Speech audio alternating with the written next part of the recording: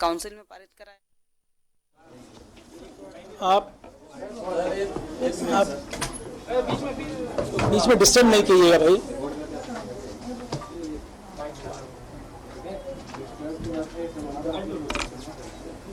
नहीं मतलब यहाँ पे रखना, अब रख लीजिए, अब मत रखिएगा, है ना, अभी रख लीजिए इसको।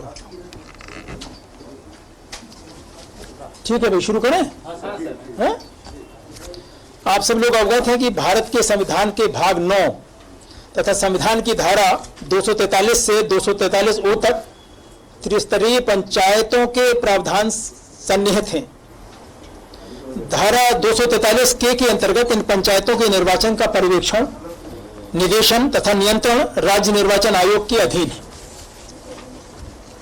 झारखंड राज्य अंतर्गत त्रिस्तरीय पंचायत निकायों तथा ग्राम पंचायत, पंचायत समिति एवं जिला परिषद के निर्वाचित सदस्यों का कार्यकाल वर्ष 2020 के माह दिसंबर में समाप्त हो चुका है। झारखंड पंचायत राज अधिनियम 2001 की धारा क्रमशः 25, 46 एवं 61 के उपबंधों के अनुसार यद्यपि इन निकायों की 5 वर्षों की अवधि के अवसान के पूर्व उनके गठन हेतु आम निर्वाचन कराया जाना अपेक्षित था, परंतु कोविड-19 जैसी महामारी के कारण इसमें विलंब हुआ।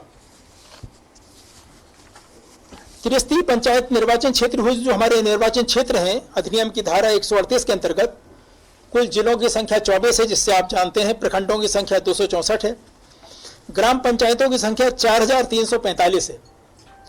तो इसमें जो ग्राम पंचायत के प्रादेशिक निर्वाचन क्षेत्रों की संख्या है, जिसको हम लोग रूरल वार्ड कहते हैं, जिसमें कैंडिडेट्स इलेक्ट किए जाएंगे, इलेक्शन जिनका होगा 53,479। ग्राम पंचायत की मुखिया जिनका चुनाव होगा 4,345। पंचायत समिति के क्षेत्रीय निर्वाचन क्षेत्रों की संख्या 5,341 और जिला परिषद के क्षेत्रीय निर्वाचन क्षेत्रों की कुल संख्या 536 है। इन सभी 4 विभिन्न प्रकार के पदों पर जो वोटर है वो उसको 4 प्रकार के मतपत्र मिलेंगे और वो इन पर वोट डालेगा। जो मतदाता सूची है वो 1 जनवरी 2022 को अर्हता तिथि मानकर जो 5 जनवरी 2022 को अंतिम रूप से भारत के निर्वाचन आयोग के द्वारा प्रकाशित की गई है और जिसमें हम लोगों ने उसका विखंडन करते हुए 14 फरवरी 2022 को जिसका अंतिम प्रकाशन किया है वो इसमें तैयार की गई है और अंतिम रूप से प्रकाशित की गई है, जिसमें कुल जो मतदाता हैं वो 1,96,16,504 है। 1,96,16,504 हैं, जिसमें पुरुष मतदाता 1,70,721 हैं, महिला मतदाता 95,45,702 हैं और अन्य में 81 मतदाता हैं। मतदाताओं की पहचान के लिए एक आईडी जरूरी होती है, जो जिसके लिए हम लोगों ने 12 प्रकार के दस्तावेज निर्धारित किए हैं। इन दस्तावेजों की सूची हम आपको इस प्रेस कॉन्फ्रेंस के पश्चात उपलब्ध कराएंगे, जो आपको दस्तावेज मिलेंगे जिसमें कि जिसको ले जाकर वोटिंग की जा सकती है। जो हमारे मतदान केंद्र हैं वो भी उनका भी अंतिम प्रकाशन हुआ है।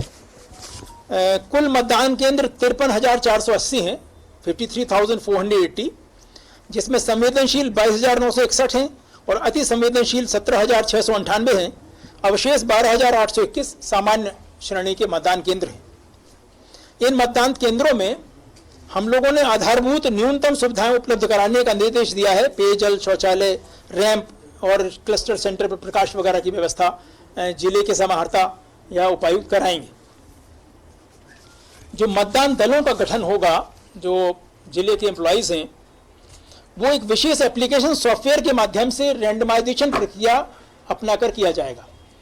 ये रैंडमाइजेशन प्रक्रिया 3 चरणों में होगी। पहले चरण में पात्र कर्मचारियों के अपेक्षाकृत व्यापक जिला डाटाबेस से न्यूनतम 120% की एक सूची का चयन किया जाएगा। फिर इस समूह को मतदान ड्यूटी के लिए ट्रेनिंग दी जाएगी। दूसरे चरण में इन ट्रेंड कर्मियों में से, प्रशिक्षित कर्मियों में से ऑब्जर्वर्स की उपस्थिति में रैंडम सिलेक्शन द्वारा वास्तविक मतदान दलों का गठन किया जाएगा। और तीसरे स्टेज में, तीसरे रैंडमाइजेशन में इन मतदान दलों के प्रस्थान के ठीक पहले रैंडम तरीके से उन्हें मतदान केंद्र आवंटित किए जाएंगे। जो चुनाव है, आपको मालूम है कि ये चुनाव जो एमएलए एमपीज के चुनाव होते हैं वो ईवीएम से होते हैं, लेकिन इसमें मतपेटिकाओं का प्रयोग होता है, जिसको बैलेट बॉक्स कहते हैं, बैलेट बक्सा कहते हैं। तो इसमें 98,081 मतपेटिकाएं प्रयोग हो रही हैं जो बड़े साइज की हैं, और 39,928 मतपेटिकाएं का प्रयोग हो रहा है जो छोटी साइज की। इसमें जो माननीय उच्चतम न्यायालय ने 2013 में निर्णय दिया था, उसके अनुसार शपथ पत्र भी देना पड़ता है, वो देना अनिवार्य है सभी प्रकार के निर्वाचनों में। उसमें सुघोषणा पत्र और शपथ पत्र जो रहता है उसमें जो निर्देश दिए गए हैं कि अभ्यर्थियों से अपेक्षित है कि वो सभी कॉलम को भरें। शपथ पत्र सुघोषणा पत्र में यदि कोई कॉलम खाली छोड़ा जाता है तो निर्वाची पदाधिकारी संबंधित अभ्यर्थियों को इस संबंध में एक नोटिस जारी करेंगे। ऐसे नोटिस के बाद भी यदि अभ्यर्थी सभी दृष्टिकोण से पूर्ण शपथ पत्र या सुघोषणा पत्र दाखिल करने में विफल रहता है तो स्क्रूटनी के समय, समीक्षा के समय उसके नाम निर्देशन पत्र को अस्वीकृत किया जा सकेगा। एक कम्युनिकेशन प्लान हम लोगों ने बनाया है, संचार योजना बनाया है हर एक जिला में। ये उसका मतदान के दिन कारगर प्रयोग हो कि वो दूरसंचार विभाग के अधिकारियों एवं अन्य अग्रणी सेवा प्रदाताओं के प्रतिनिधियों के साथ समन्वय करें और नेटवर्क की स्थिति का आकलन करें और संचार के शेडो एरिया की पहचान करके ये कम्युनिकेशन प्लान बनाया गया है, जहां पर हमारा संचार नहीं हो पाता है बहुत दूरस्थ क्षेत्रों में, गांव में। सभी महत्वपूर्ण आयोजनों की वीडियोग्राफी कराई जाएगी और जिला पदाधिकारी इसके लिए पर्याप्त संख्या में वीडियोग्राफी दलों का गठन करेंगे। इस वीडियोग्राफी में सिर्फ नाम निर्देशन करना, उनकी स्क्रूटनी करना ये तो शामिल ही है। प्रचार अभियान के दौरान जो महत्वपूर्ण बैठकें होंगी, सभाएं होंगी, जुलूस निकलेगा, उसकी भी वीडियोग्राफी करना आवश्यक होगा। विधि व्यवस्था एवं सुरक्षा बलों की तैनाती।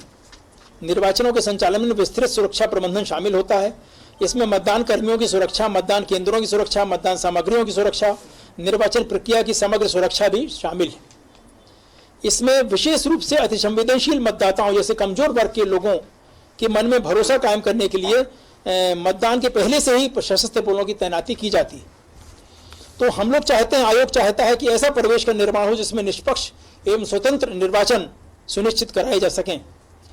बिना किसी बाधा, बिना किसी अनुचित रूप से प्रभावित, भयभीत हुए लोग मतदान केंद्र तक पहुंचें। जमीनी स्थिति के आकलन के आधार पर इन सशस्त्र पुलिस बलों का निर्वाचन के दौरान इनकी तैनाती की जाएगी और इनका उपयोग मतदान केंद्रों की सुरक्षा करने और मतदान के दिन निर्वाचकों और मतदान कर्मियों को सुरक्षा प्रदान करने के लिए किया जाएगा। इसके अलावा जब मतदान हो जाएगा तो जो स्ट्रांग रूम है उनकी सुरक्षा के लिए भी इनका प्रयोग किया जाएगा और मतगणना के लिए भी इनका प्रयोग किया जाएगा। जो मतदाता कमजोर वर्ग के हैं उसमें आपको मालूम हो, अनुसूचित जाति और अनुसूचित जनजाति अत्याचार निवारण अधिनियम 1989 की धारा 3(1)(7) के अनुसार कोई भी व्यक्ति जो अनुसूचित जाति या अनुसूचित जनजाति का सदस्य नहीं है, अनुसूचित जाति या अनुसूचित जनजाति के किसी सदस्य को मतदान न करने के लिए या किसी विशिष्ट अभ्यर्थी के लिए मतदान करने के लिए या विधि द्वारा उपबंधित रीत से भिन्न रीत से मतदान करने के लिए मजबूर नहीं कर सकता है। अगर ऐसा करेगा तो कारावास की अवधि 6 माह से कम नहीं होगी, जो 5 वर्ष तक बढ़ाई जा सकेगी और इसके अलावा जुर्माना भी लगाया जा सकेगा। अच्छा, सभी हमने उपायुक्तों से कहा है कि इन उपबंधों को तत्परतापूर्वक लागू किया जाए। हम लोग पूरे निर्वाचन के लिए 45 सामान्य प्रेक्षकों को तैनात करेंगे। उनसे कहा जाएगा कि वे स्वतंत्र एवं निष्पक्ष निर्वाचन को संपन्न कराएं और प्रत्येक चरण पर पैनी नजर रखें। उनके नाम, जिला निर्वाचन क्षेत्र के भीतर पते, उनके टेलीफोन, मोबाइल नंबरों को स्थानीय समाचार पत्रों में प्रचार प्रसार किया जाएगा और किसी भी प्रकार की शिकायत का निवारण करने के लिए वो उपलब्ध रहेंगे। निर्वाचन व्यय, इस चुनाव में हर एक स्तर पर कमीशन ने, आयोग ने यह निर्धारित किया है कि कौन कितना व्यय कर सकता है। तो सदस्य जो ग्राम पंचायत के सदस्य हैं प्रादेशिक निर्वाचन क्षेत्र के, उनका अधिकतम निर्वाचन व्यय की सीमा है 14,000 रुपये। जो ग्राम पंचायत की मुखिया हैं उनके निर्वाचन व्यय की सीमा है 85,000, 85,000 रुपये। जो पंचायत समिति के सदस्य हैं उनकी आय की सीमा, व्यय की सीमा है, एक्सपेंडिचर लिमिट 71,000, 71,000 रुपये। और जो जिला परिषद के क्षेत्रीय निर्वाचन क्षेत्र के सदस्य हैं उनकी सीमा है 2,14,000 रुपये। तो इनके अनुसरण पे, इस पर निगरानी रखने के लिए हम लोग उड़न दस्तों का, निगरानी दलों का गठन करेंगे और हम लोग 45 व्यय प्रेक्षक, एक्सपेंडिचर ऑब्जर्वर्स की नियुक्ति कर रहे हैं। इसके समय हम लोगों ने यह भी कहा है, स्पेशली उत्पाद शुल्क विभाग को कहा है और पुलिस को कहा है कि स्पेशली ध्यान दिया जाए कि मादक पदार्थों का उत्पादन, वितरण, बिक्री, भंडारण पर विशेष निगरानी रहे। पेड न्यूज के बारे में एक सेल बनाया गया है हर एक जिला में, और इस पे मीडिया प्रमाणन और अनुवीक्षण समिति निगरानी रखेगी और इस पर कार्रवाई की जाएगी। सभी अधिकारियों से अपेक्षा करता है आयोग कि वो कर्तव्यों का निष्पक्ष रूप से बिना किसी भय या पक्षपात के निर्वहन करें, और इस दौरान जितने भी पदाधिकारी कर्मचारी हैं वो निर्वाचन के दौरान उन्हें आयोग की प्रतिनियुक्ति पर माना जाएगा और वे आयोग के नियंत्रण, पर्यवेक्षण और अनुशासन के अधीन होंगे। सभी सरकारी अधिकारियों का आचरण जिन्हें निर्वाचन संबंधी जिम्मेदारी और कर्तव्य सौंपे गए हैं निरंतर आयोग के नियंत्रण के समीक्षा के अधीन रहेगा, और ऐसे अधिकारियों के विरुद्ध कड़ी कार्रवाई की जाएगी जिनके कार्य निष्पादन में किसी भी प्रकार की गलती या कमी पाई जाएगी। जो निर्वाचन को संचालन के लिए जिले के डीसी और एसपी को मिलकर रूट योजना, संचार योजना, यातायात योजना बनाना है, इसी बनाई गई है। स्पेशली जो अति संवेदनशील मतदान केंद्र हैं, संवेदनशील मतदान केंद्र हैं, इसके बारे में ध्यान रखने की आवश्यकता है। आदर्श आचार संहिता, इस निर्वाचन की घोषणा के साथ ही पूरे राज्य में आदर्श आचार संहिता तत्काल प्रभाव से लागू हो गई है। पंचायत क्षेत्रों में इनके उपबंध सभी हिस्सों में जो नगर पालिका कैंटोनमेंट क्षेत्र को छोड़कर लागू हुए हैं, और सभी अभ्यर्थियों पर, सभी राजनीतिक दलों पर और सभी झारखंड राज्य सरकार पर भी लागू होंगे, सभी पदाधिकारियों पर। केंद्र राज्य सरकार की पुरानी योजना का कार्यान्वयन हो सकता है और वो आदर्श आचार संहिता से प्रभावित नहीं होगा, चाहे उसमें टेंडर भी इन्वॉल्व क्यों ना हो। लेकिन जो नई योजनाएं हैं या जो जिला परिषद, पंचायत समिति, पंचायत की योजनाएं हैं, वो सब आचार संहिता के दायरे में आएंगी। इसमें इनके उल्लंघन को बड़ी कड़ाई से निपटा जाएगा, और इस बारे में सबसे ये अपेक्षा की जाती है कि वो हमने जो मॉडल कोड ऑफ कंडक्ट निर्गत किया है, अपलोड भी किया है अपनी वेबसाइट पर, उसको पढ़ लें, अन्यथा इसका उल्लंघन होने पर प्राथमिकी दर्ज की जाएगी और कार्रवाई की जाएगी। एक जो नई बात इस इलेक्शन में हुई है, पंचायती राज विभाग की गजट अधिसूचना जो संख्या 685 दिनांक 1/4/22 है, उसके निर्देशानुसार अन्य पिछड़े वर्गों के लिए यथारूप में महिला एवं अन्य के लिए जो अधिसूचित पद हैं वो अनारक्षित माने जाएंगे, ओपन कैटेगरी सीट्स। तो सभी के जिला अधिकारियों को कहा गया है, उपायुक्तों के, कोई जिला गजट में जो इतने स्तर के पद हैं जो इस श्रेणी में पहचाने गए हैं, और महिला के लिए वो ओपन कैटेगरी महिला, पुरुष के लिए ओपन कैटेगरी महिला में स्वतः परिवर्तित हो जाए। सभी जिलों को कहा गया है कि अभी भी कोविड-19 के जो दिशा निर्देश हैं राज्य स्तर के और जिला के, उनका पालन उन्हें करना है। इस बार और एक नई चीज हम लोग कर रहे हैं कि मतगणना का कार्य, क्योंकि आपको मालूम है कि ये राजनीतिक दल के आधार पर चुनाव नहीं होते हैं, तो मतगणना का कार्य सबसे अंत में नहीं होगा। मतगणना का कार्य हम लोग, चूंकि पूरे चुनाव हम लोग 4 चरणों में करा रहे हैं, किसी जिले में 4 चरण में है, किसी में 3 चरण में है, किन्हीं जिले में 2 चरण में भी। तो 1 चरण में कोई जिला नहीं है, 2 चरण में भी है, 3 में भी है, 4 में भी। तो पहले एवं दूसरे चरण के मतदान के पश्चात ही मतगणना हो जाएगी, जिससे हमारा फोर्स फ्री हो जाएगा, उतना एक्स्ट्रा आदमी फ्री हो जाएंगे और बैलेट बॉक्स भी फ्री हो जाएगा। तीसरे और चौथे चरण की मतगणना एक साथ चौथे चरण के पश्चात कराई जाएगी। हम लोगों ने एग्जामिनेशंस को देखते हुए, मौसम को देखते हुए, शैक्षणिक कैलेंडर को देखते हुए, त्योहारों को देखते हुए, राज्य में विद्यमान कानून व्यवस्था की स्थिति को देखते हुए, पुलिस बलों की उपलब्धता को देखते हुए, और परिवहन तथा समुचित तैनाती और बुनियादी और वास्तविकताओं को देखते हुए हम लोगों ने मिलकर तय किया है कि किस किस स्थितियों में चुनाव कितने फेजेज में कराया जाए। और उसके लिए हम आपको अभी इसके बाद आपको एक फोल्डर उपलब्ध कराएंगे जिसमें उसके सारे डिटेल्स रहेंगे। इसमें जो 4 चरण हैं उसमें जो चुनाव होंगे वो 14 मई, 19 मई, 24 मई और 27 मई को होंगे। लेकिन जो पहला चरण है 14 मई का, उसका जो सूचना का प्रकाशन है प्रपत्र 5 में, संबंधित जिले पदाधिकारी वो 16 अप्रैल को निकाल देंगे प्रकाशित करेंगे, क्योंकि बाकी प्रक्रिया चलेगी। जैसे मैं एक उदाहरण के लिए बताता हूं, बाकी चरणों में भी ऐसे ही होगा। 16 अप्रैल को जिला निर्वाचन पदाधिकारी प्रपत्र 5 में निर्वाचन की सूचना का प्रकाशन करेंगे। 23 अप्रैल तक नाम निर्देशन करने के लिए अंतिम तारीख होगी। ये पहले चरण का है, और सभी चरणों की तिथियों का मैं आपको पूरा विवरण इसके पश्चात उपलब्ध करा दूंगा। ये नाम निर्देशन जो होगा 11 बजे अपराह्न पूर्वाह्न से लेकर 3 बजे अपराह्न तक होगा। इसके पास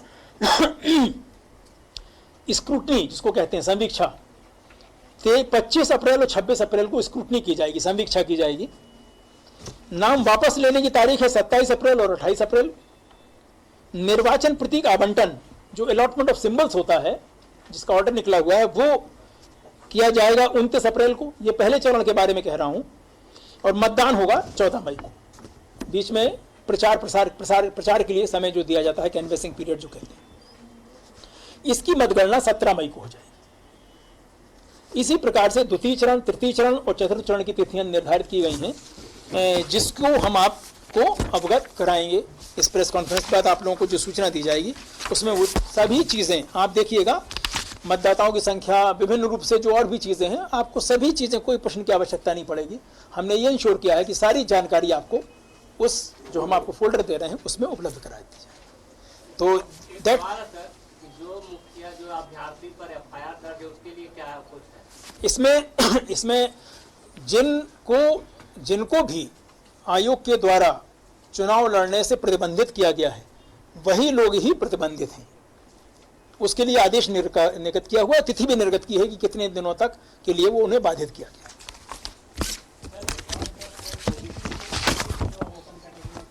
जी हाँ, उनकी डिटेल्स हम आपको दे रहे हैं। आदर्श संहिता है तो कोई भी अब मंत्री या कोई, मैं आदर्श आचार संहिता की प्रतिलिपि अपने यहाँ अपलोड करा देता हूँ।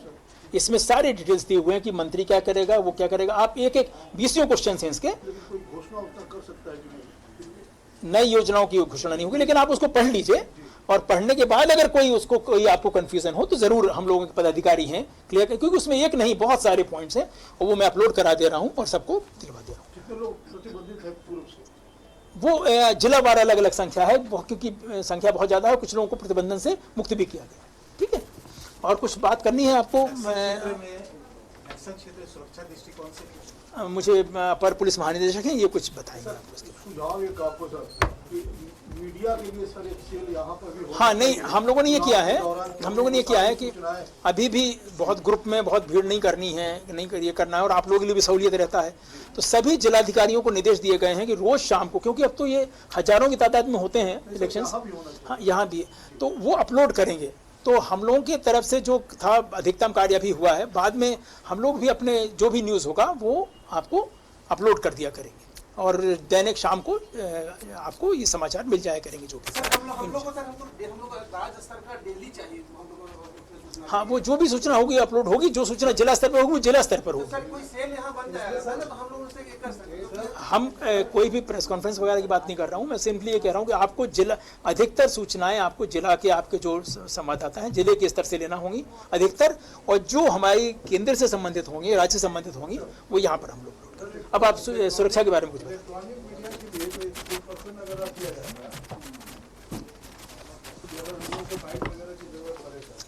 नहीं, वो हम सारी सूचनाएं आपको मिलेंगी, उसमें कोई कमी नहीं रहने देंगे। आप निष्पक्ष एवं शांतिपूर्ण ढंग से चुनाव कराने के लिए सभी एहतियातन प्रबंध किए जाएंगे और सुरक्षा बलों की तैनाती की जाएगी। राज्य में जो पुलिस बल है उसका पूरा ऑप्टिमल यूटिलाइजेशन किया जाएगा। थैंक यू वेरी मच, धन्यवाद। फोल्डर सब लोग ले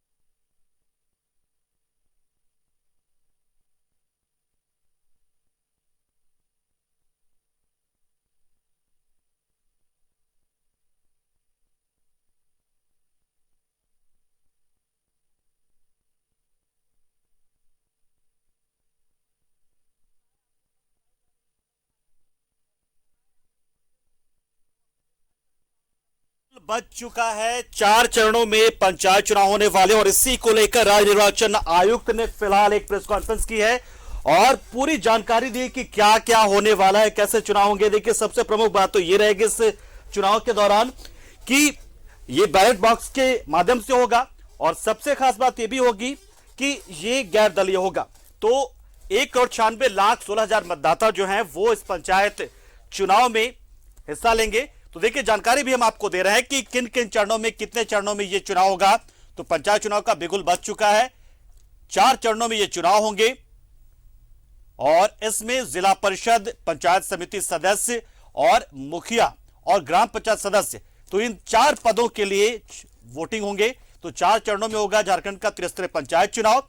14 मई को होगा मतदान, पहला चरण जिसकी जानकारी आप दे रहे हैं हमको। तो 14 मई को मतदान होगा। इसमें 21 जिलों को के 72 प्रखंडों के 1127 पंचायतों के लिए चुनाव होंगे।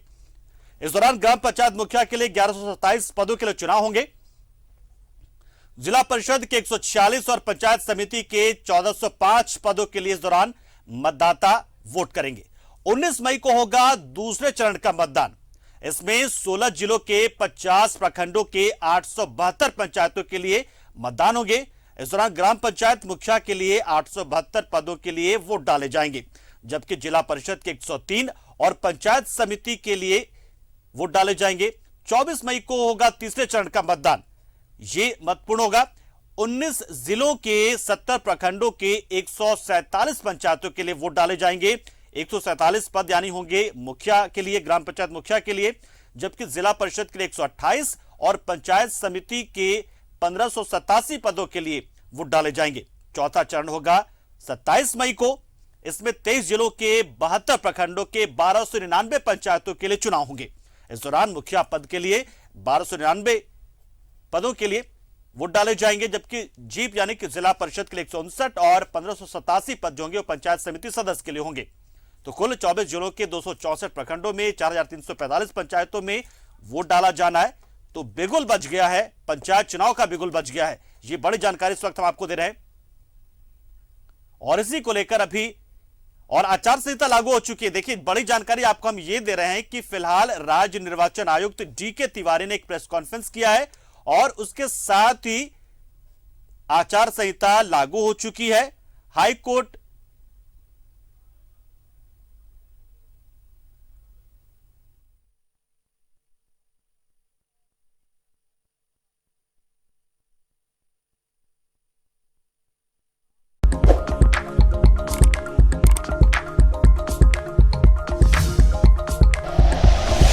Like and share videos, subscribe करें हमारा चैनल और प्रेस करें बेल आइकॉन। न्यूज़ 11 भारत, सच है तो दिखेगा।